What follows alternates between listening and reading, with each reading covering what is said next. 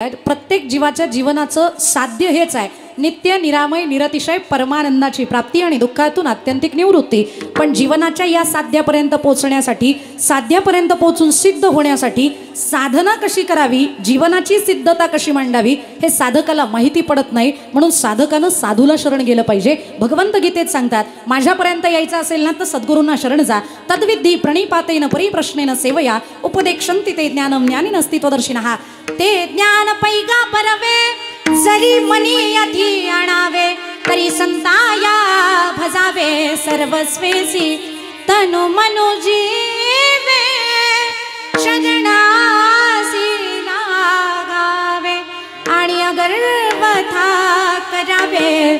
दास्यत्व सकळ संताविण प्राप्ती नाही, ऐसे वेद देती ग्वाही। हरिप्राप्तीसी उपाय धरावे संताचे ते पाय, सद्गुरु वाचुनी सापडे ना सोय, म्हणून धरावे ते पाय आधी आधी। संतांना शरण गेल्याशिवाय गत्यंतर नाही। का? कारण आपल्या हिताचा आणि अनहिताचा विचार करून जन्माला आलेले संत आहेत। शोधून या आले संत हिता हिता जगाते,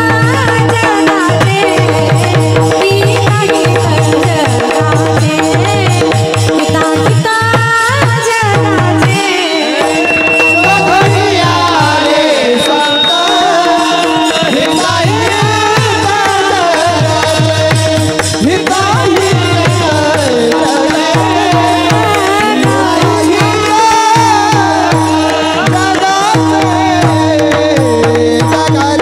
शोधून या आले संत हिता हिता जगाते, हिता हिताहित जगाचे किंवा जगाच्या कल्याणा संताच्या विभूती देह कष्टविधी परोपकारे। येथे उपकारासाठी आले घर जा वैकुंठी। सगळ्यांच्या पाठांतरातलं प्रमाण, आम्ही वैकुंठवासी आलो याची कारणासी। बोलिले जे ऋषी साच भावे वर्ताया, साच भावे वर्ताया। झाडू संताचे मार्ग आरणाने भरले जग, उच्छिष्टाचा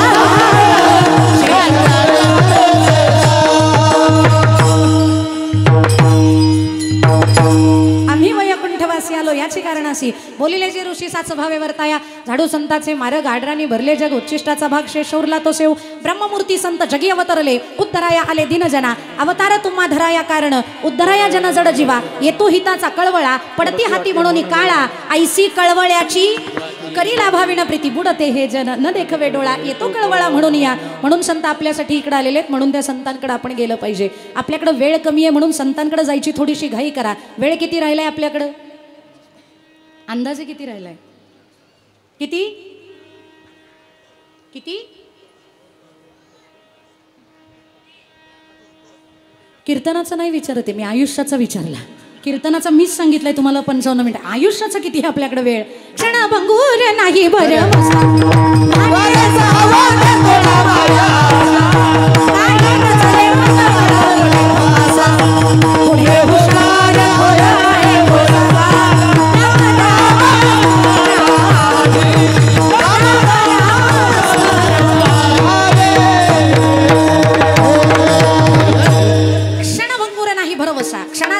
नाही, म्हणून वारे सावध तोडा माया आशा। काही नचले मगळा पडेल फासा, पुढे हुशार थोरा हे बोळ सागा। म्हणून राम राम स्मरा म्हातारपणी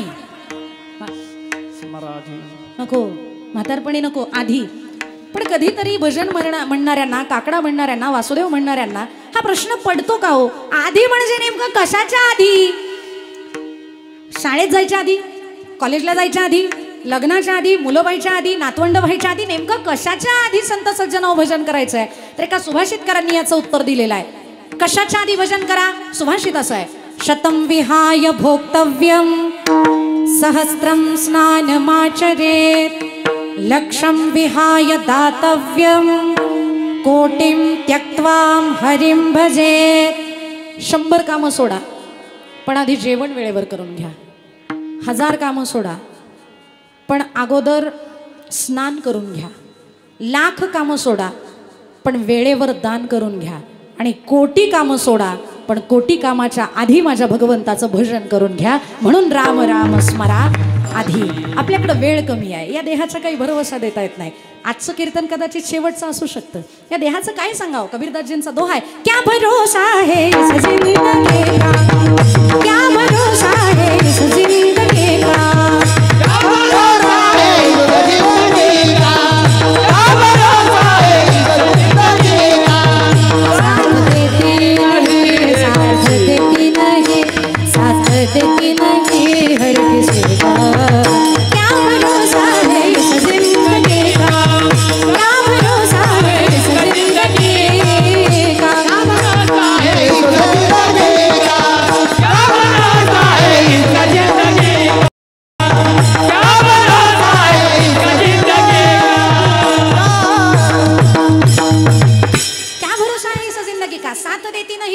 का का साथ देत नाही कारण नाशिवंत देह जाणार सकळ आयुष्य खातो काळ सावधान देह जाईल जाईल त्यासी काळ वा का खाईल त्याचाच आहे देह हे काळाचे धन तेथे मनुष्याचे काय आहे तेथे मनुष्याचे काय आपलं इथं हा देह जाणार आहे जायाचे शरीर जाई लक्षणात का हा गोपीनाथ पावेची ना आणि ज्याला जन्म आहे तो मरणार आहे जातसे ही ध्रुव मृत्यू ध्रुवम जन्म मृतस्य च तस्मात् परिहार्यर्थे नत्वम शोचितु मर्हसि उपजेते नासे नासिले ते पुनरपि दिसे हे घटिका यंत्र जैसे परिभ्रमेगा शंकराचार्य गोविंदाष्टकात सांगतात पुनरपि जननम पुनरपि मरणम पुनरपि जननी जठरे शयनम गीतेतील दुसऱ्या अध्यायातील 22व्या क्रमांकाचा श्लोक वासांसी जीर्णानि यथा विहाय नवानि गृह्णाति नरोपराणि तथा शरीराणि विहाय जीर्णान अन्यानि संयाति नवानि देहि जैसे जीर्ण वस्त्र सांडिजे मग नूतन वेडीजे तैसे देहांतराते स्वीकारीजे चैतन्य नाथे या देहाला जावंच लागणार आहे कारण हा नाशिवंत आहे नासणार आहे जन्माला आलाय म्हणजे मरणार आहे आणि कपडे बदलावे तसा बदलून टाकावा लागतोय आणि ज्याला कळलं कपड्यानुसार बदलायचं आहे त्यानं कोणी मेल्यावर रडायचं नाही अटॅक आला तरी ओरडायचं हा भगवंतानं सांगितलंय मी म्हणले असते तर गोष्ट वेगळी आहे पण या देहाला कधी जावं लागेल काही सांगता येत नाही या देहाचा काही भरोसा नाही कपड्यानुसार जर बदलायचे तर दुःख कशाला मला एक गोष्ट सांगा जर कीर्तन व्यवस्थित ऐकत असाल तर अंगावरचं वस्त्र जीर्ण झालं जुनं झालं फाटलं की माणूस ते टाकून देतो आणि नवीन वस्त्र धारण करतो जुनी कपडे टाकून नवीन कपडे घालताना अनुभूती आनंदाची आहे की दुःखाची आहे हो आनंदाची आहे जुनी कपडे टाकून नवीन कपडे घालताना जर आनंद आहे तर जुना झालेला देह टाकून नवीन देह धारण करताना आनंद असावा की दुःख असावं बोला आनंद असावा म्हणून कोणी मेलं तरी अजिबात रडायचं आणि माता मौल्यांनी तर अजिबात एवढं सुद्धा करायचं जाणार आहे संपणार आहे प्रत्येकाचा संपणार नाही कारण येथे नाही पुरवले अवतार येरते पामर जीव किती रामकृष्णादिकांना सुद्धा इथला देह संपवावा लागला तिथं आपल्यासारख्याची काय खीज गणती आहे जावं लागणार आहे कधी जायचं हे आपल्याला माहित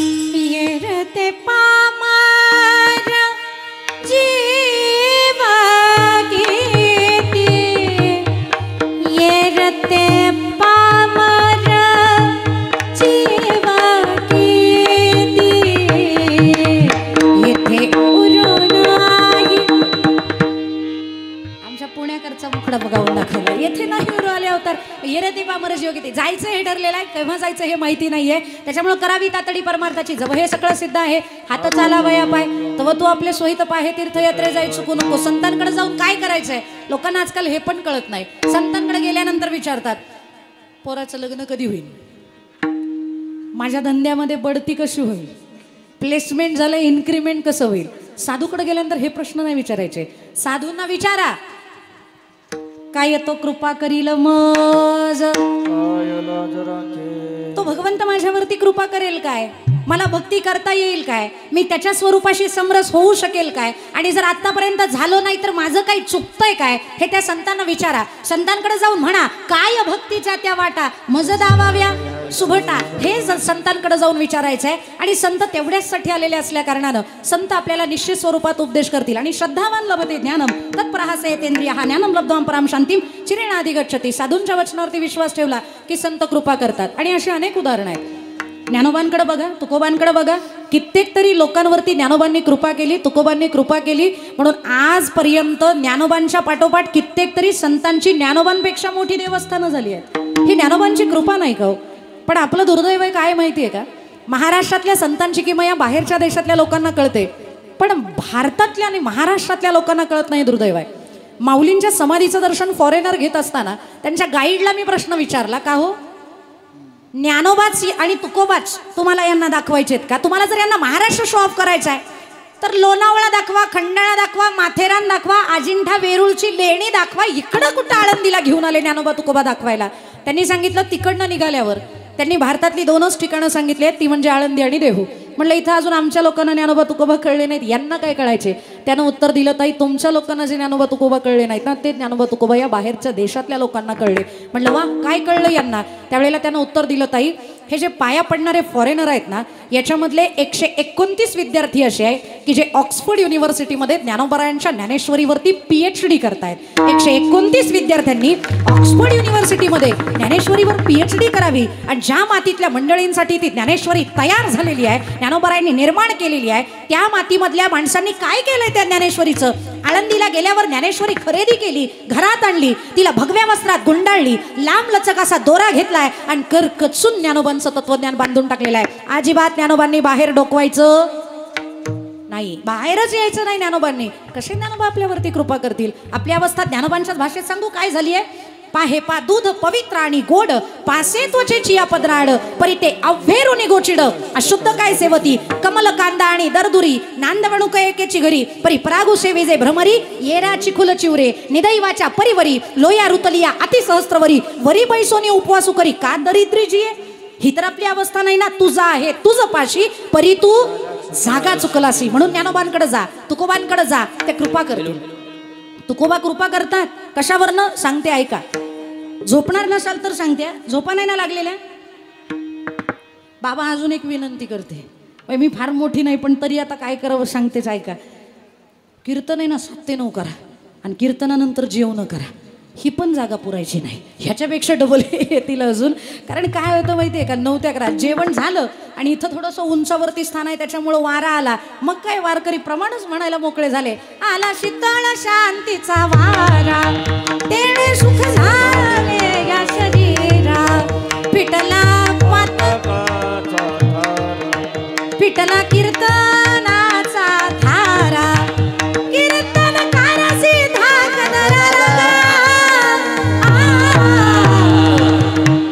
अशी अवस्था व्हायला नको. त्याच्यामुळे झोपा लागण्याची शक्यता, जेवण झालेली असतात त्याच्यामुळे कीर्तनात फारसं चिंतनीय काही काय कोणी बोलायला लागलं की झोपा लागण्याची शक्यता असते. म्हणून झोपू नका, ऐका. विठाल विठाल.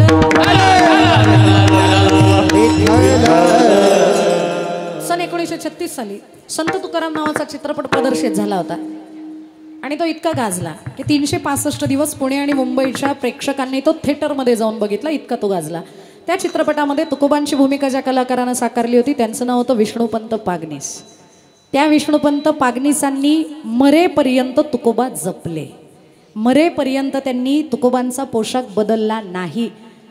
इतकी श्रद्धा की तिथून पुढं त्या पोशाखामुळं त्यांना चित्रपट नाकारण्यात आले, पण ते म्हणले चित्रपट नाही मिळाले तरी चालतील पण तुकोबांचा पोशाख काही सोडायचो नाही.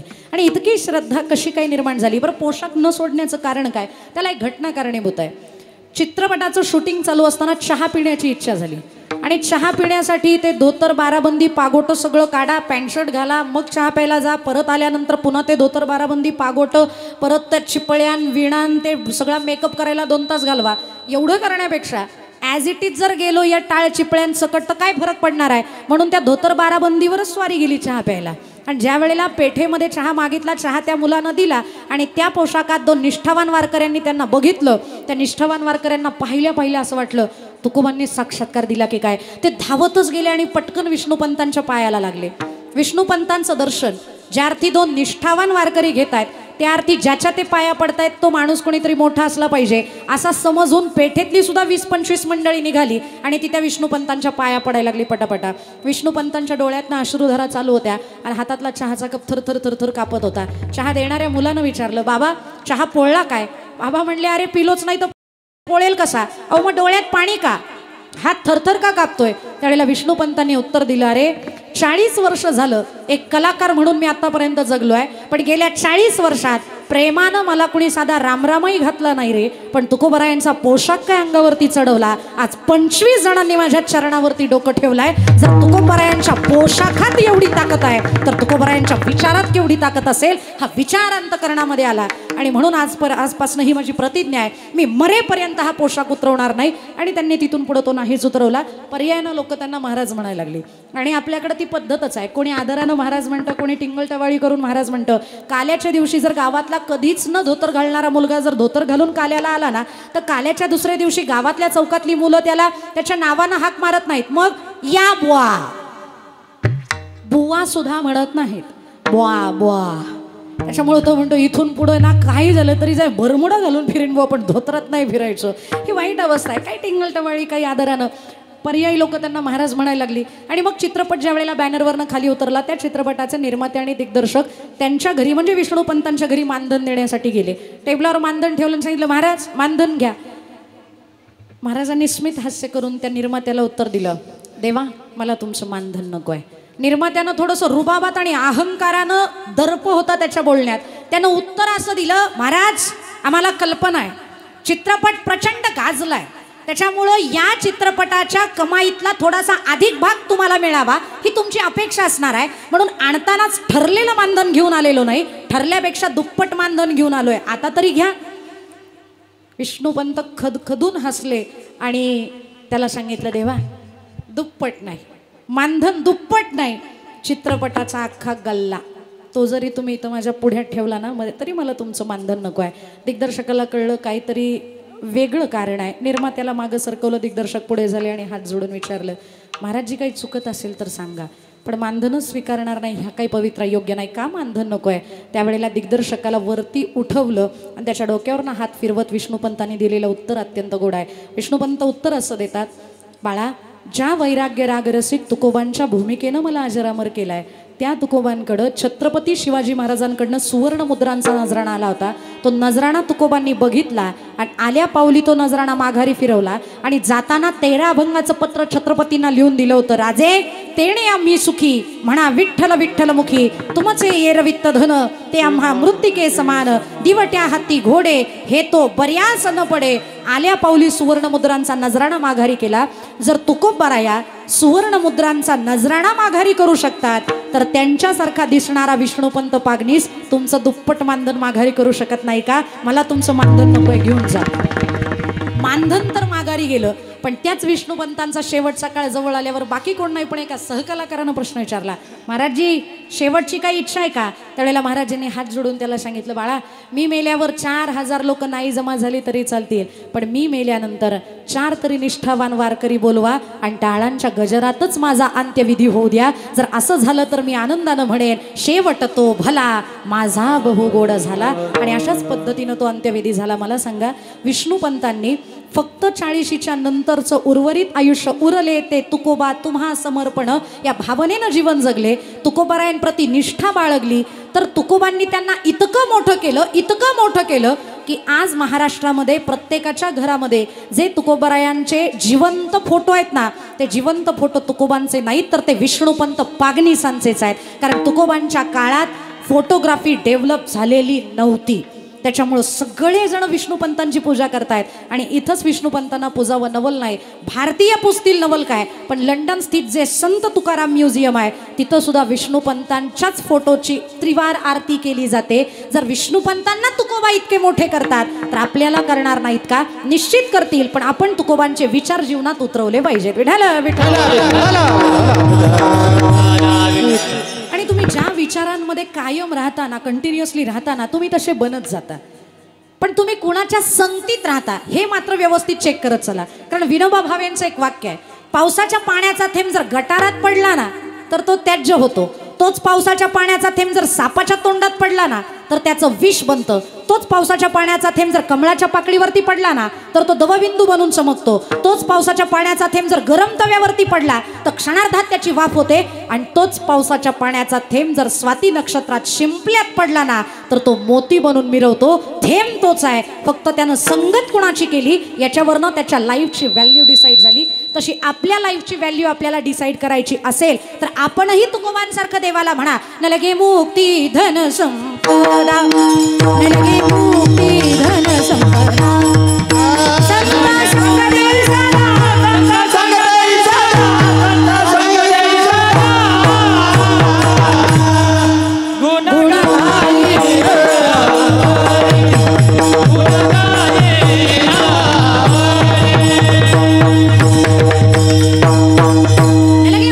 संपदा. पण संत संग देई सदा, बाकी काही नको, पण संतांच्या संगतीत राहणं असावं देवा. संतांच्या संगतीमध्ये राहिल्यानंतर कुत्र्याला सुद्धा वैकुंठ मिळतो. युधिष्ठिराच्या बरोबर राहिलेला कुत्रा, युधिष्ठिर स्वर्गामध्ये चालल्यानंतर इंद्राणी यमधर्माने सांगितलं तुम्ही जाल, पण कुत्र्याला नाही जाता यायचं. त्यांनी सांगितलं आयुष्यभर तो माझ्या बरोबर राहिलेला आहे, जर तो नाही तर मी पण जाणार नाही. शेवटी सोडावं लागलं. युधिष्ठिरासारख्या महात्म्याबरोबर कुत्रं राहिलं तर त्याला स्वर्ग मिळाला. मग कुत्र्याला स्वर्ग मिळतो तर आपल्याला वैकुंठ मिळायचं नाही का? पण संत संग देई सदा असं म्हणलं पाहिजे. संतांच्या संगतीत राहा. काही जण म्हणतील संत संगतीनं काय होईल? देव भेटेल. तो मज भावा, तो मज भावा, वेळोवेळा भावा पांडुरंग, हे सांगणारे महात्मेच आहेत ना, म्हणून त्या संतांच्या संगतीत राहा, देव मिळेल. आणि ज्याच्या आयुष्यात देव आहे त्याला काय कमी आहे? मग सुखा काय येऊणे झाले सोयरे त्रिभुवन. पण जो देव मिळावा असं वाटतंय तो देव कसा आहे हे कळलं पाहिजे. कसा आहे त्याचं चिंतन आपण करूया. विठ्ठल भगवंत कसा आहे? ज्ञानोबरायांना काही साधकांनी प्रश्न विचारला, ज्ञानोबराया तुम्ही ज्याचं भजन करता, तुम्ही ज्याचा अजप जप करता, तुम्ही ज्याचं नामस्मरण करता, तुम्ही ज्याचं चिंतन करा असं लोकांना सांगता, तो देव कसा आहे ते सांगा. तो सगुण आहे की निर्गुण आहे? ज्ञानोबराय म्हणले अजून गोड मला सुटलेलं नाही. नवल केवडे केवडे नकळे कान्होबाचे गोडे. कसा आहे तो देव? त्याला सगुण म्हणावं तरी पंचायत आणि निर्गुण म्हणावं तरी पंचायत. तो निर्गुण आहे हे बऱ्याच जणांनी सांगितलेलं आहे. रंग नहीं रूप नहीं नहीं वर्ण छाया, निराकार निर्गुण तू, निराकार निर्गुण तू ही रघुराया. मैं गुलाम मैं गुलाम मैं गुलाम तेरा, मैं गुलाम मैं गुलाम मैं गुलाम तेरा. रंग नहीं रूप नहीं नहीं वर्ण छाया, निराकार निर्गुण तू ही रघुराया. मैं गुलाम मैं गुलाम मैं गुलाम तेरा. ज्ञानोबरायांचं प्रमाण आहे अव्यक्त निराकार नाही जाकार, जेथून चराचर हरिसी भजे. तुकोबरायांचं प्रमाण आहे रूप नाही रेखा नाम ही जयासी, आपुल्या मानसी शिवदे आहे. तो देव निर्गुण निराकार आहे. पण तुकोबा दोन्ही बाजूनं बोलू नका. एकीकडे म्हणता रूप नाही रेखा नाम ही जयासी आणि एकीकडे म्हणता आला नावा रूपा.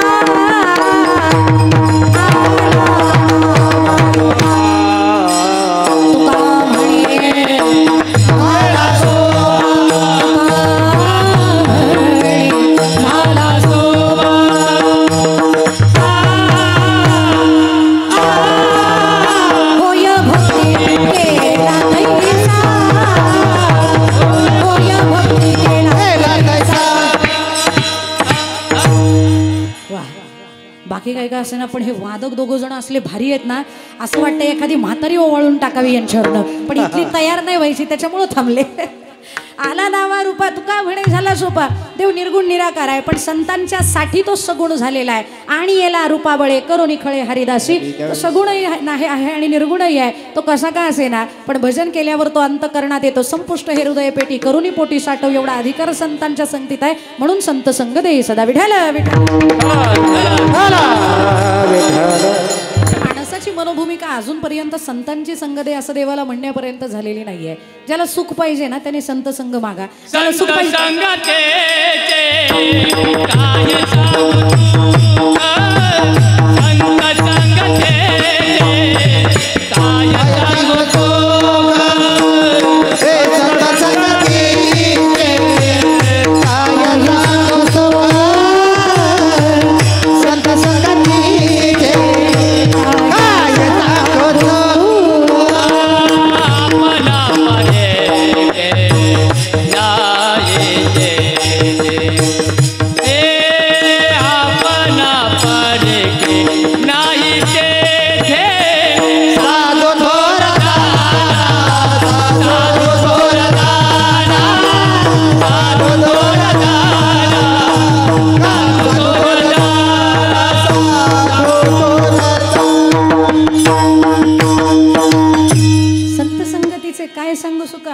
तारीखे नाही तिथे साधू थोर जाणा साधू थोर जाणा साधू थोर जाणा कलियोगी. संतांच्या संगतीचं सुख प्रचंड आहे आणि त्याच्याहूनही पुढं संतांच्या संगतीत सुख काय, कारण सुखरूप असणारा देव संतांच्या संगतीत राहतो.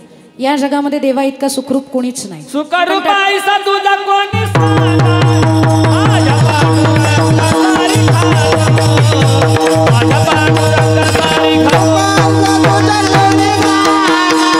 माझ्या पांडुरंगा सारी खातो.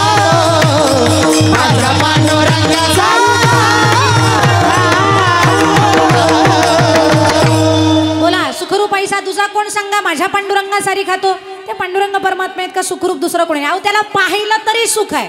ज्ञानोबरांचं प्रमाण आहे, रूप पाहता लोचनी सुख झाले हो साजणी, सुख झाले हो साजणी.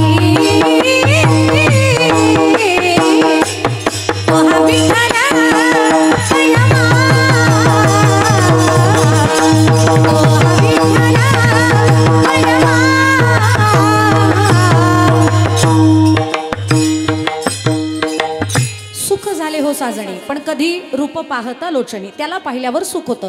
का सुख होतं? कारण माझा देव दिसायला सुंदर आहे. बरेचसे प्रमाण आहे, तो सुंदर आहे. रूपे सुंदर सावळगे माये, सावळगे माये, रूपे सुंदर सावळगे माये, सावळगे माये. किंवा अजून एक प्रमाण, राजस सुकुमार मदनाचा पुतळा, रवी शशी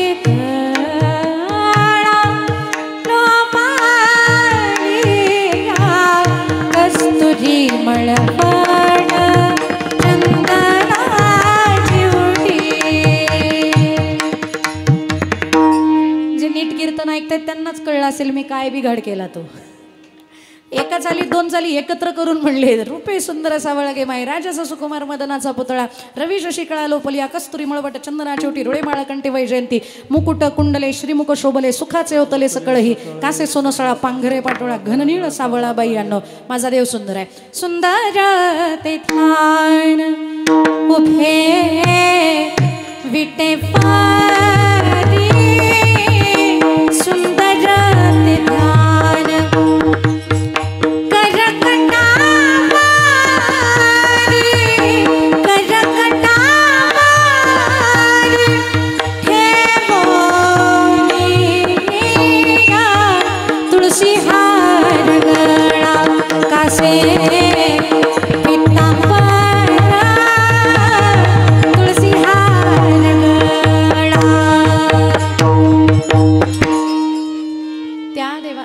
जास्त प्रमाण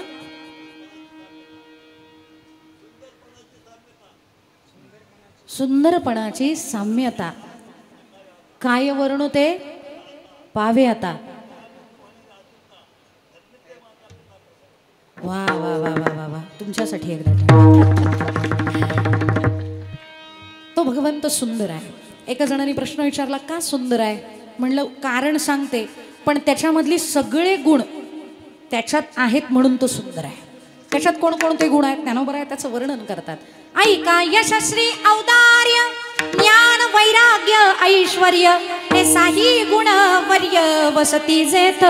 6 गुण आहेत आणि त्याच्यामध्ये सुंदरता हा त्याचा गुण आहे. पहिला गुण आहे तो म्हणजे यश, श्री, औदार्य, ज्ञान, वैराग्य, ऐश्वर्य. झोपले नाहीत ना, कंटाळले नाहीत ना, ट्रॅक चेंज करावा असं वाटत नाही ना. कारण काय आजकाल कीर्तनाची पठडी बदलली आहे. कीर्तनकारानं कीर्तनात तत्वचिंतन मांडायचं नाही, सिद्धांत मांडायचे नाहीत, वेदांत मांडायचे नाही. नुसतं खो खो खो खो खो खो लोक हसले की म्हणतात लोक, वा काय कार्यक्रम झाला. We are jokers. आम्ही जोकर आहोत, त्याच्यामुळे आम्ही जोक केले पाहिजेत, विनोद केले पाहिजेत, लोक हसली पाहिजे, तरच कार्यक्रम चांगला झाला. पण एक सांगू का, हास्य हा 9 रसामधला एक रस आहे. तो कीर्तनात असावा. पूर्वीच्या काळी माझे आजोबा असं सांगायचे की कीर्तनामध्ये लोणच्या एवढा विनोद असावा आणि भाता एवढा वेदांत असावा. आता समीकरण बदललं आहे. आता भाता एवढा विनोद असावा आणि लोणच्या एवढा सिद्धांत आणि वेदांत असावा. लोकांची चॉईस बदलली, त्याच्यामुळं कीर्तनकार पण बदली झाले आहेत.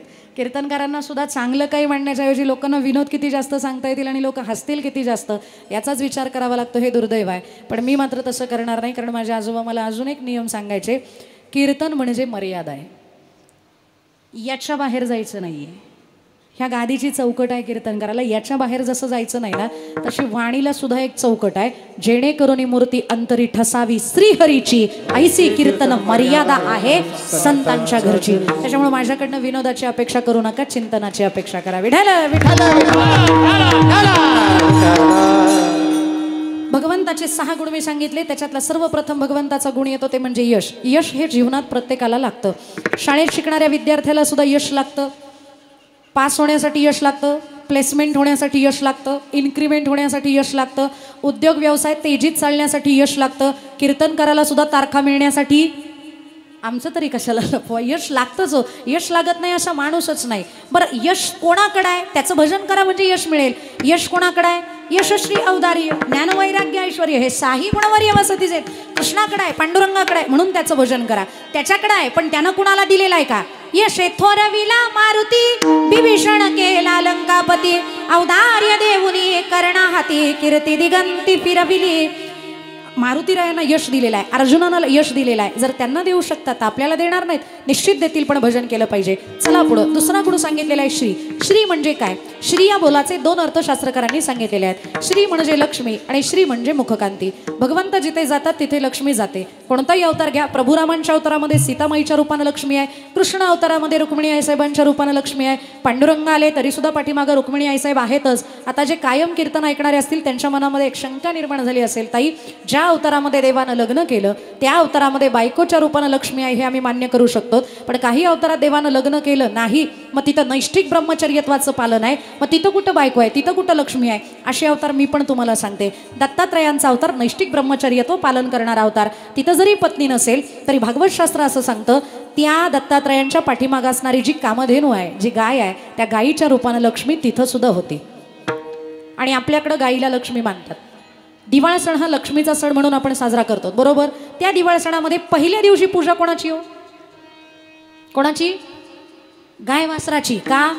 कारण ती गाय म्हणजे लक्ष्मी आहे, ती गाय म्हणजे आपल्या घरातली श्री आहे. आणि कोणती गाय? जर्सी गाय नाही, गावरान ठेवा बुवा. जर्शीचं विका पण खाऊ हे बरे बा, लोकांना काय का रोग होईनात, तिकडं मरकानात लोक, पण आम्ही सेफ राहिलो पाहिजे. जर्शीचं दूध विकणे योग्य आहे पण ते खाण्यायोग्य नाही, कारण तिच्या दुधामध्ये दोष आहे. जर्शी गाय खाते पिते भरपूर, दूधही भरपूर देते, पण बिगर कामाची ओरडत जास्त राहते. त्याच्यामुळे तिचीच दूध आत्ताची पोरं पिल्यामुळं पोरं सुद्धा खातात पितात आणि बिगर कामाची ओरडत फिरतात. त्याच्यामुळे तिचं दूध पाजू नका. देवाकडे ज्या वेळेला नामदेव महाराज दूध घेऊन गेले ना, देवा दूध प्या, त्यावेळेला देवाला सुद्धा सांगावं लागलं पहिले नामदेव महाराजांना, दूध कुणाचं आणलंय देवा? काला बछडा कपिला गाई, दुधा दुहावाना माझाई, दुधा पिगो मोरे गोविंद लाला, दुधा पिगो मोरे गोविंद लाला. काला बछडा कपिला गाई, दूध धुवावन नामाजाई, म्हणून त्या काळ्या कपिली गाईमध्ये कामधेनूमध्ये लक्ष्मी मानल्या गेलेली आहे. म्हणून दत्तात्रयांच्या अवतारात गाईच्या रूपानं लक्ष्मी आहे. बटुरूप वामन अवतारात तर बालब्रह्मचारी आहेत, तिथं बायको जरी नसली तरी त्यांच्या डोक्यावर असणारं जे अतपत्र आहे, जी छत्री आहे, त्या छत्रीच्या रूपानं लक्ष्मी तिथं सुद्धा विराजमान आहे. तिसरा अवतार माझ्या ज्ञानोबरायांचा महाविष्णूचा अवतार आहेत ना, तिथं कुठं बायको आहे? पण वैकुंठवासी शंकर गुरुजी खंदारकर सांगायचे, म्हणजे मी त्यांची चिंतनं ऐकली नाहीत पण आजोबांनी ऐकलेली मला सांगितलेली आहेत. नाही तर माझा काष्टा बघून तुम्हाला वाटायचं मी 90ला गेले काय. विठाल शंकर गुरुजी खंदारकरांचं वाक्य असं आहे, ज्ञानोबरायांच्या सुद्धा मंदिरामध्ये, समाधी मंदिरामध्ये ज्ञानोबराय जरी महाविष्णू असले तरी त्यांच्या समाधी मंदिराच्या समोर असणारा जो सुवर्ण अश्वत्थ आहे, म्हणजे सुवर्णाचा पिंपळ आहे, त्या सुवर्णाच्या पिंपळाच्या रूपानं तिथं सुद्धा लक्ष्मी आहे. आणि म्हणून असं समाधी प्रकरणामध्ये वर्णन आहे, तुम्ही समाधीचं दर्शन घेतल्यानंतर किमान 108 फेऱ्या जर त्या वडाला, त्या पिंपळाला मारल्या तर तुम्हाला आयुष्यात दारिद्र्य कधीही तोंड दाखवणार नाही. म्हणून आमच्या माता भगिनी आळंदीला गेल्या ना, समाधीचं नाही दर्शन झालं तरी चालेल पण 5 कवीनं फेऱ्या त्या पिंपळाच्या पाराला मारतात. का? ज्ञानोबा नाही आले तरी चालतील पण लक्ष्मी आली पाहिजे. विठाल विठाल. प्रत्येक अवतारामध्ये लक्ष्मी आहे. एकदा लक्ष्मीला दर्प चढला. हा जिथं जातो तिथं मला घेऊन जातो. मी आहे म्हणून याला किंमत आहे. बोलता बोलता बोलली ना ती, ओ देवा जिथे जाता तिथे मला घेऊन जाता. मी आहे म्हणून तुमचं चाललंय सगळं, नाही तर तुमचं काय खरं आहे. मी होते म्हणून झाला संसार. दुसरी असती तर केव्हाच पळून गेली असती. माझ्यामुळं झालं नाही. मी आले त्यावेळेला कुड होतं, माझ्या पायगुणानं बंगला झाला असं कोण म्हणतं. तुमच्या लक्ष्मी हेच ऐकवत असतात तुम्हाला घरी. माझ्यामुळं झालाय संसार, नाही तर तुमचं काय कराय. बोलली ना लक्ष्मी विष्णू ना, माझ्यामुळं तुम्हाला किंमत. देव म्हणले हो आईसाहेब, तुमच्यामुळं मला आणि माझ्यामुळं तुम्हाला किंमत. पण ती ऐकण्याच्या मनस्थितीतच नाही. नाही नाही नाही देवा, तुमच्यामुळं मला नाही, माझ्याचमुळं तुम्हाला किंमत आहे. हे ऐकल्यावर देव म्हणले ए लक्ष्मी जा. 2 दिवसाचा वेळ दिला. Prove it. सिद्ध करून दाखव की तू माझ्यापेक्षा मोठी आहेस. आणि जर तू हे सिद्ध करून दाखवू शकलीस तर उद्यापासून माझे पाय तुझ्या हातात नाही, तुझे पाय माझ्या हातात घेईन आणि तुझी सेवा करीन मनोभावे. पण कळू तर दे तुझ्यात काय सामर्थ्य आहे. हसली लक्ष्मी आणि म्हणते ओ देवा 2 दिवस नाही, 2 तास इनफ आहेत. 2 तासात मी प्रूव्ह करू शकते की माझ्यामध्ये काय सामर्थ्य आहे. चल म्हणले मग तुझ्या बरोबरच निघतो. निघाले ना 2 जण. मृत्यू लोकात ज्या गावात उतरले ना, त्या गावात एका प्रतिष्ठित व्यक्तीची अंत्ययात्रा चालली होती. अख्खं गाव रडताय. गाडगं धरणारा रडतोय, भजनी रडतायत, खांदेकरी रडतायत, वारं घालत चाललेल्या बाया रडतायत, अख्खं गाव रडताय. लक्ष्मी तिथं गेली. तिनं 10 मिनिटं तो प्रकार बघितला आणि 11व्या मिनिटाला पैशांचा पाऊस चालू केला. जसा काही पैशांचा पाऊस चालू झाला, भजनी म्हणले भजन नंतर करू, पहिले खिसे भरा. सोडले ना टाळ, लागले पैसे गोळा करायला. लक्ष्मीनं हसून देवाकडे पाहिलं आणि विचारलं देवा कळली का माझी किंमत काय. मैतीला आलेली निम्म्यापेक्षा जास्त लोक जसं काही माझं स्वरूप बघितलं, सगळं सोडून दिलं, रडणं संपलं. जगात सगळ्यात मोठं दुःख ते म्हणजे माणसाच्या मृत्यूचं दुःख आहे. पण मृत्यूचं दुःख सुद्धा विसरायला लावणारी जर कोण आहे ना तर ती मी आहे. अजून काय माझं सामर्थ्य दाखवू. देव म्हणले खरंच डेंजर आहेत ग लोक. तुला बघितलं आणि रडायचं विसरली, भजन विसरली आणि तुला गोळा करायला लागली. मानलं म्हणले तुला, पण हे लक्ष्मी सगळेजण तुझ्यासमोर झुकले नाहीत. अजून पण 4-5 माणसं स्वाभिमानी आहेत. ती अजूनही ताठ मानेनं उभी आहेत. आता कोण राहिलं म्हणे खांदेकरी. खांदेकरी वाकले तर मान्य. बर म्हणली ते नाही का वाकले, त्यांच्याकडेही बघते. मगाशी तरी 100च्या नोटांचा पाऊस होता, आता 2000च्या नोटांचा पाऊस फक्त खांदेकरांच्याच समोर. खांदेकरांनी जशा काय त्या जांभळ्या 2000च्या रंगाच्या नोटा बघितल्या. ते म्हणले 30 सप्टेंबरपर्यंत चालतायत, उचला. दिलं ना मड, फेकून लागले पैसे गोळा करायला. लक्ष्मीनं माघारी फिरून विचारलं देवा आता काय म्हणणं आहे. देव म्हणले खरंच मानलं भाई साहेब तुम्हाला. मड फक्त 2च जागी टेकवतात, एक तर 20व्याला नाही तर सरणावर. पण फक्त तुझ्यासाठी लोकांनी मड फेकून दिलं, तुझ्यात सामर्थ्यच आहे. पण ए लक्ष्मी अजून पण एक माणूस झुकला नाही तुझ्या समोर. देवा आता कोण राहिलं. मेलेला. तो मेलेला जर उठला आणि झुकला तर मग मान्य. लक्ष्मी म्हणते देवा काही वेड समजलं काय मला. अहो त्याच्यात जीव नाही, शिव नाही, चैतन्य नाही, ब्रह्म नाही, कुटस्थ नाही, राम नाही, अहो त्याच्यात देवच नाही, तो उठेल कसा. भगवंत म्हणले वेडे हे तर तुला वैकुंठात सांगायचा प्रयत्न करत होतो. जोपर्यंत शरीरामध्ये माझं अस्तित्व आहे तोपर्यंतच तुला किंमत आहे. ज्या दिवशी शरीरातनं मी निघून जाईन ना त्या दिवशी तुला सुद्धा काडीची किंमत राहणार नाही. म्हणून भगवंतामुळे लक्ष्मीला किंमत आहे. जिथे जिथे भगवंत जातात तिथे तिथे लक्ष्मीला जाणच जाणं आहे. म्हणून नित्यनेमानं भजन करा. होईल काय. लक्ष्मी वल्लभ, नुसता वल्लभ नाही, लक्ष्मी वल्लभतायाजवळी पण भजन झालं पाहिजे. विठ्ठल विठ्ठल. श्री या गुणाचा एक अर्थ लक्ष्मी हा कळला. लक्ष्मी या अर्थानं त्याच्याकडे श्री हा गुणाधिष्ठित आहे. आता दुसरा पाठ श्रीचा. श्री म्हणजे मुखकांती, देवाचा चेहरा. आणि हा विषय मी तुम्हाला सांगत होते, देवाचा गुण आहे. देवाचं दिसणं हा देवाचा गुण आहे. माझ्या देवामध्ये सौंदर्य आहे, त्याचं कारण काय माहिती आहे का. काही जण म्हणत असेल हा VLCCचं फेशियल करत असेल, जरा चांगले 5-5 हजार महिन्याला घालवत असेल फेशियल करायला म्हणून चांगला दिसतो. नाही हो, ज्ञानोबा या उदाहरण सांगतात का देव सुंदर आहे. कारण देवाच्या कपाळावर फोकस आहे. इथं कीर्तनकाराच्या तोंडावरती 1 2 3 4 5 6 इथं या भागावरती फक्त 6 फोकस मारलेत, तरी बाकीच्या मंडपापेक्षा हा भाग उजळल्यासारखा दिसतो. मग मला सांगा 6 फोकसनं जर एवढा भाग उजळल्यासारखा दिसतोय तर माझ्या पांडुरंगाच्या कपाळावरती कोटी चंद्रांचा फोकस आहे, त्याचा चेहरा किती उजळल्यासारखा दिसत असेल. आणि मी खोटं बोलत नाही, ज्ञानोबरायांचं प्रमाण आहे. तुझी निढळी कोटी चंद्र प्रकाश,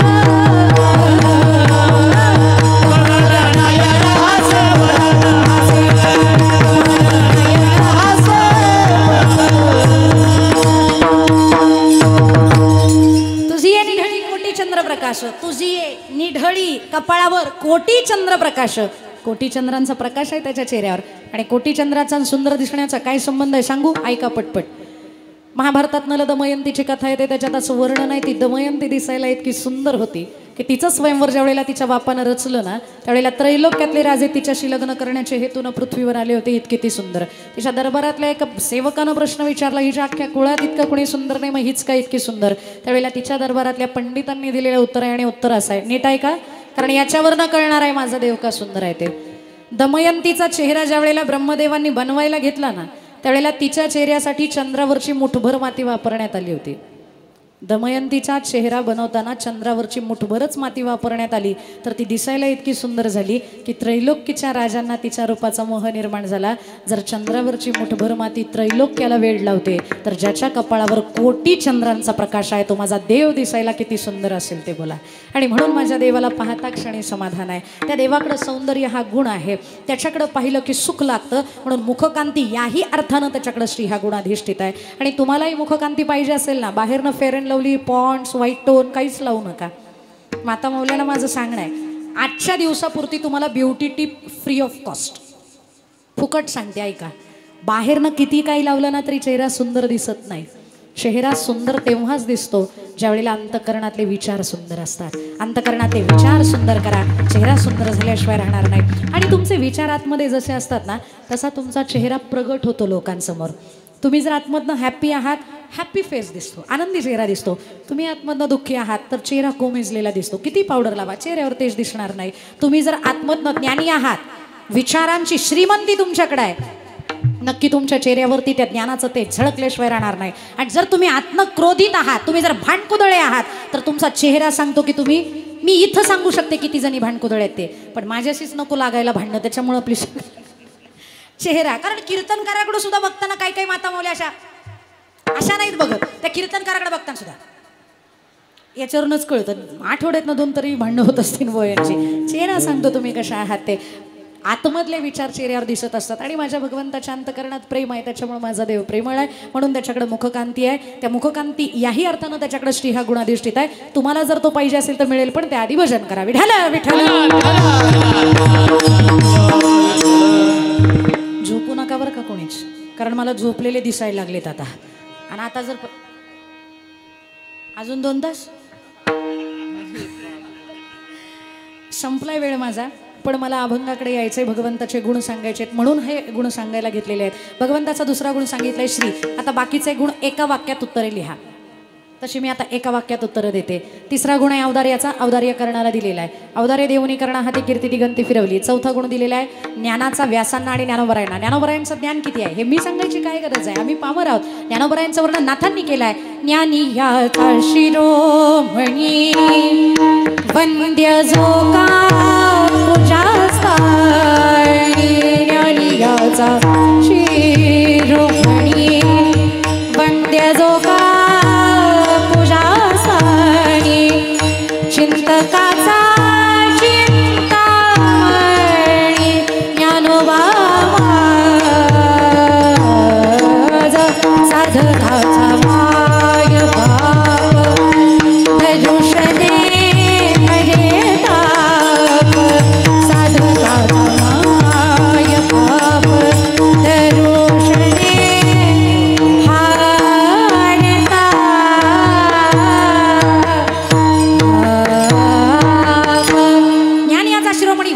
पूजास्थानी चिंतकाचा चिंतामणी ज्ञानोबा माझा. ऐके ज्ञान चक्रवर्ती तू, तव ज्ञानाचीच मूर्ती तू. जे पुससे आरती ते कळली मज. ज्ञानाचा सागर सखा माझा ज्ञानेश्वर. विवेक सागरा सखया माझ्या ज्ञानेश्वरा. ज्ञानोबराया ज्ञानियांचा राजा गुरु महाराव म्हणते ज्ञानदेव तू मायसे का, कारण ज्ञान हे गुण त्यांना दिलेलं आहे भगवंतानं. आणि भगवंताचं ज्ञान किती आहे, ज्ञानोबराया म्हणतात माझ्याकडं फक्त बिंदू आहे त्या ज्ञानसिंधूतला.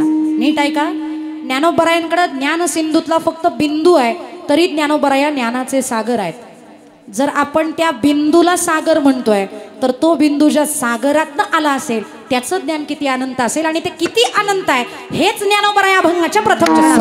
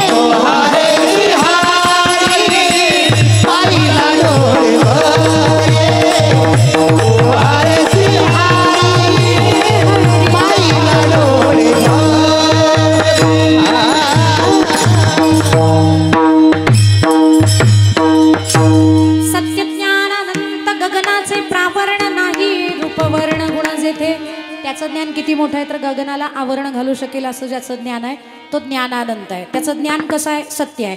सत्य आता तोच सत्य आहे, त्याच्यामुळे त्याचं ज्ञान सत्य असणारच आहे. सत्यव्रतम सत्यप्रम च सत्य सत्यस्य योनी निहितम च सत्य सत्यस्य सत्यमृत सत्य नेत्रम सत्यात्मकम त्वम शरणम प्रपन्ना. त्याचं ज्ञान सोडलं तर बाकीच्या जगातलं सगळं ज्ञान असत्य आहे. बाकी फक्त तो सत्य आहे. सत्य तू विठ्ठला सत्य साच खरे नाम विठोबाचे बरे. काही जण म्हणतील पण सगळं मिथ्या आहे तो सोडून असं सांगणारं वेदांत आहे. नीट आहे का? तो सोडून सगळंच मिथ्या आहे असं सांगणारं वेदांत आहे. मग तुम्ही कसं काय म्हणता त्याचं ज्ञान सत्य आहे? ते जरी मिथ्या असेल तरी सत्यापर्यंत पोहोचवणार आहे म्हणून ते सत्य आहे. कळलं का मी काय म्हणले ते? वैतागले का तुम्ही? नाही ना? चुळबुळ चालू झाली, गप्पा चालू झाल्या म्हणून विचारते. शेवटचा मुद्दा म्हणते, एकच एवढं फक्त ज्ञानानंत गगनाचे प्रावरण एवढं सोडवते. उर्वरील पुढील भागात आणि एवढं तरी ऐका. त्या भगवंताचं ज्ञान मिथ्या असेल तरी सत्यापर्यंत नेऊन पोचवणार आहे साधकाला. त्याच्यामुळे ते ज्ञान ग्रहण करणं गरजेचं आहे. एक साधक झोपला, झोपीमध्ये त्याला स्वप्न पडलं आणि स्वप्नामध्ये तो भयानक घनदाट अरण्यात गेला होता आणि इतका आतमध्ये गेला की पर दिवसा सुद्धा अंधार पडायला लागला इतक्या घनदाट अरण्यात. आणि नेमका त्याला भीती वाटायला लागली की वाघ तर येणार नाही ना असं म्हणूच तर वाघानं डरकाळी फोडली. कुठं? स्वप्नात. अरण्य स्वप्नात, डरकाळी स्वप्नात. त्या स्वप्नामध्ये त्या वाघानं इतकी जोरात डरकाळी फोडली आणि डरकाळी फोडून तो असा धावून त्याच्या अंगावर आल्याबरोबर हा स्वप्नात उठला आणि जागा झाला. आता मला सांगा, अरण्य कुठं? स्वप्नात. वाघाची डरकाळी कुठं? वाघ समोर आला कुठं? पण जागा झाला कुठं? सत्यात. नीट आहे का? वाघ खोटा, जंगल खोटं, डरकाळी जरी खोटी असेल तरी जागृती मात्र खोटी नाही. जागृती मात्र सत्यत्वाची आहे.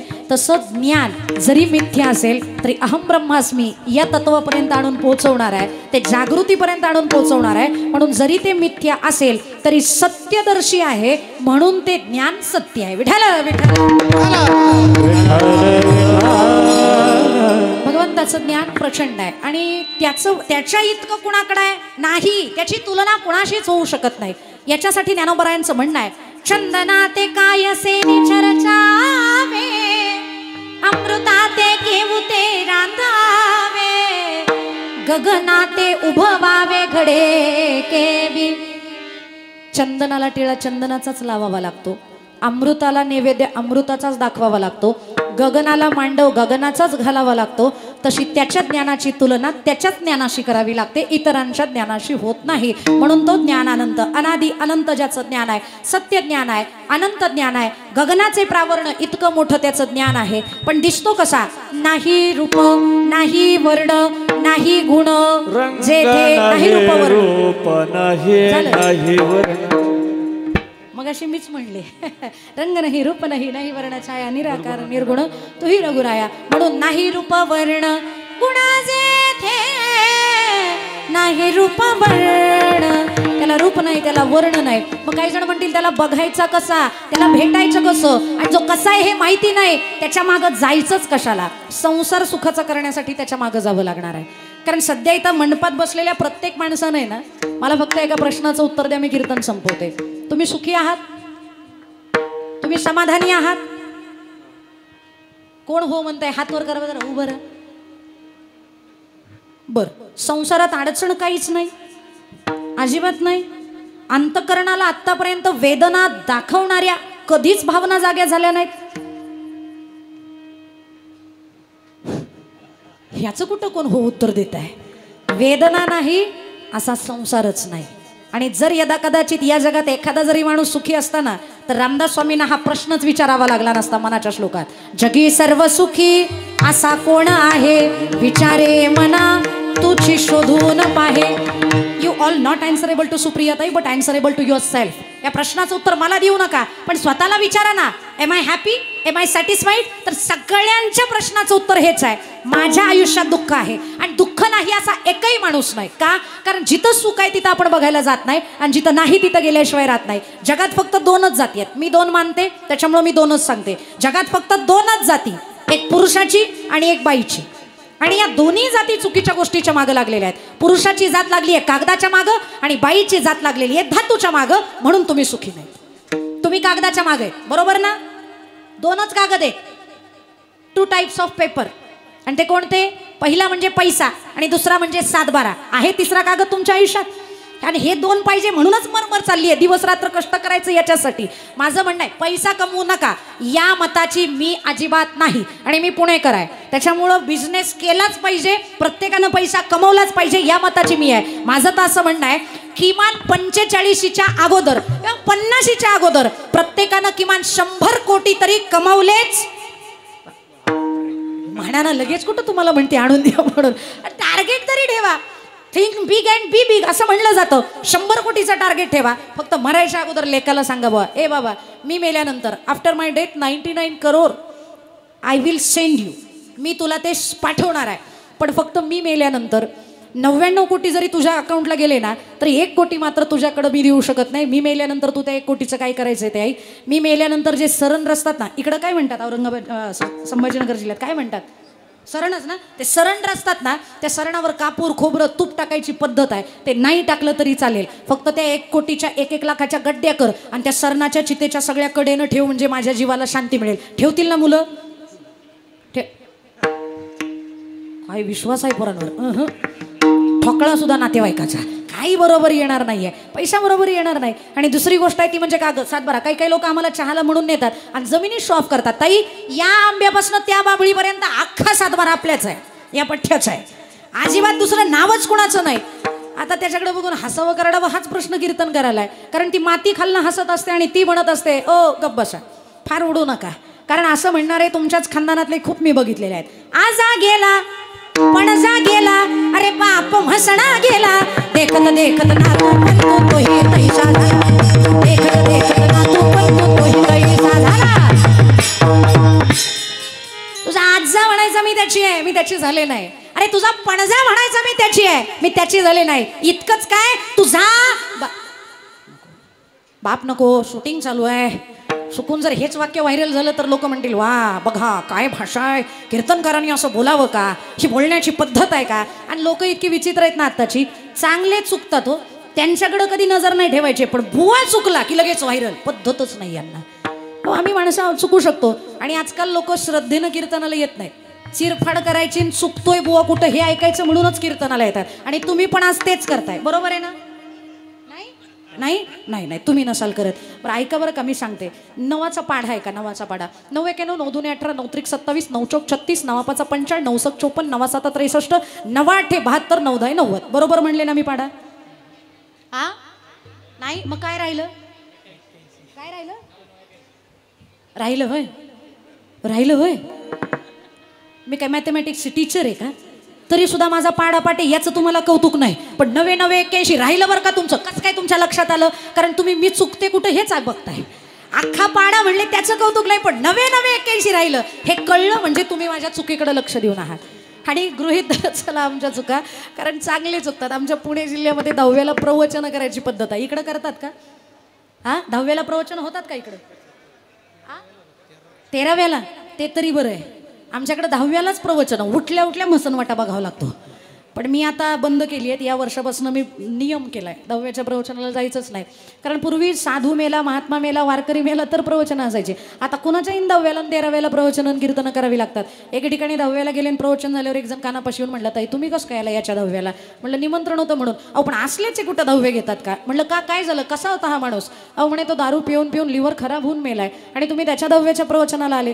म्हटलं किमान अगोदर तरी सांगायचं ना, कल्पना तरी द्यायची. प्रवचनात मी बोलून गेले ना, ते ज्या मार्गानं गेले त्याच मार्गानं चालण्याचा प्रत्येकानं प्रयत्न करावा. हीच खरी भावपूर्ण श्रद्धांजली त्यांच्या चरणी सादर समर्पित करते. आणि माझे 2 वाक्य संपवते. विठ्ठल वाटोळ व्हायचं ना त्याच्या मार्गाला गेल्यावरती. तेव्हापासून कानाला खडा लावला, जायचंच नाही. 10व्याला पण एकदा गेले होते, प्रवचनाला गेले, माझं प्रवचन झालं आणि श्रद्धांजली व्हायला एक जण उभे राहिले आणि बोलता बोलता ते बोलले ना, काकस्पर्श झालेला आहे, ताईंचं प्रवचनही झालेलं आहे. काकस्पर्श झाल्यानंतर आणि ताईंचं प्रवचन झाल्यानंतर अधिकचं बोलणं उचित नाही.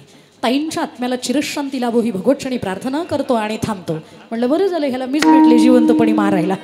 पण चांगले चुकतात, आम्ही चुकू त्यात नवल काही. पण गृहीत धरत चला, चुकू शकतो, माणूस आहेत, पण चुकायलाच नको म्हणून मी प्रयत्न करत असते, नको आपली वाणी खराब व्हायला, आपली वाणी ढासळायला नको, ढळायला नको म्हणून ऐका. ती माती खालनं सांगत असते, तुमचे आजोबा, तुमचे पणजोबा, इतकंच काय तुमचे तीर्थरूप सुद्धा म्हणत होते, मी त्यांची आहे पण मी त्यांची झाली नाही. मेल्यानंतर त्यांचीच मुठभर माती झाली आणि ती माझ्यामध्ये मिसळली.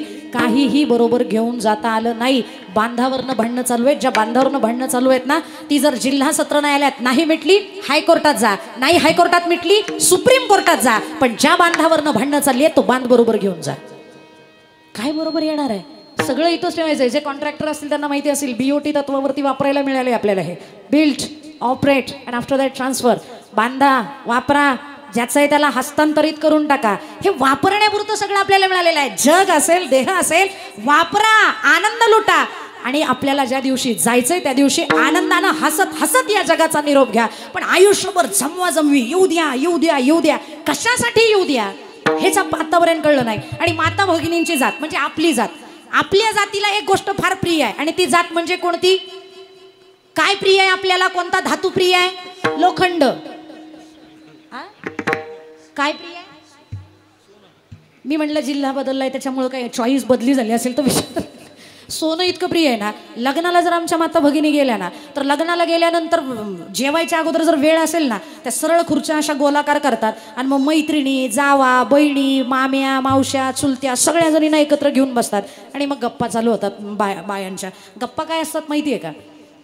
कारण I am also part of that circle. मी पण त्या सर्कलचा एक पार्ट आहे, त्याच्यामुळे मला माहिती आहे.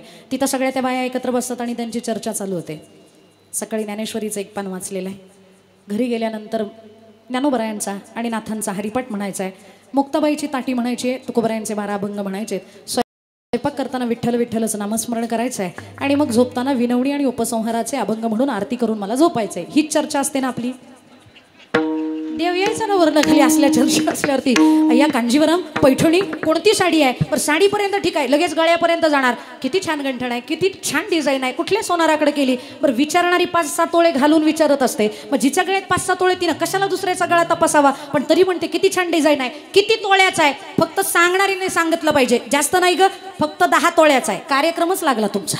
ती म्हणते तिकडे एखादा एकर विका, पण मला अजून 5-6 तोळे करून द्या. माता मावल्यानो 50 तोळे घाला जिवंतपणी, 50 तोळे घाला. फक्त मरायच्या अगोदर सुनबाईला म्हणा, सुनबाई मी मेल्यानंतर 25 तोळे तुला, 24 तोळे लेकीला. फक्त मी मेल्यावर तोंडामध्ये 1 तोळा टाकायचा. टाकतील ना सुना? हा मग अशा कशा करून आणल्या विचार. पण खोटं नाही बोलायचं. बाईच्या तोंडात सोनं देतात की नाही हो? इकडं देतात का? सिल्लोड तालुक्यात देतात का? बाई मेल्यावर तिच्या तोंडात सोनं टाकावं लागतं. किती? किमान अर्धा तोळा तरी. मला नको, यांना सांगा. मणी मणी म्हणे, एवढूसा मणी तोंडात घालतात. घे घे घे, एवढ्याचीच मालकीने सोनं सोनं सोनं करत होती. आणि दुसऱ्या दिवशी सावड्याला जाणाऱ्या बायांची मजा बघायची. सावड्याला गेलेल्या बाया कधीच पायाकडनं उकरत नाही, त्या तोंडाकडनं उकरतात. सापडला तर सापडला, उसने ही नाही ती फेडून या, हे तुकोबरायांची भाषा आहे. काहीच बरोबर येणार नाही. कशासाठी इतका आटापिटा? त्यामुळे ज्याला सुख मिळवायचं त्यानं भजन करा. कोणाचं करा? मी वैष्णव आहे म्हणून तुम्हाला चॉईसेस देते. माणसाला ते कसं आहे माहिती आहे का? माणूस इतका चूजी झालेला आहे ना, हे घेऊ का ते घेऊ, हे करू का ते करू. त्याच्यामुळं तुम्हाला ऑप्शन देते, या चारीतलं एकाचं करा. लक्ष्मी शारंगधर सीतापती रघुवीर राधा गोविंद, राधा गोविंद रखमाई पांडुरंग. लक्ष्मी शारंगधर सीतापती रघुवीर राधा गोविंद, राधा गोविंद रखमाई पांडुरंग. लक्ष्मी शारंगधर सीतापती रघुवीर राधा गोविंद,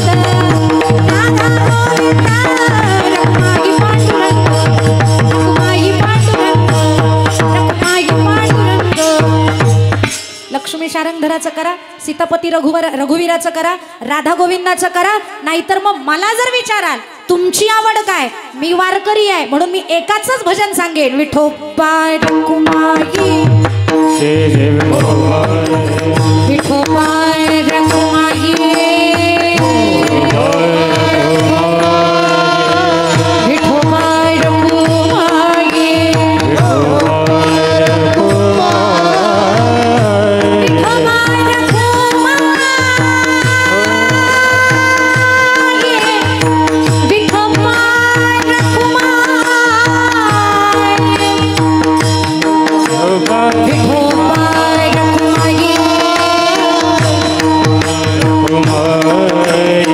Oh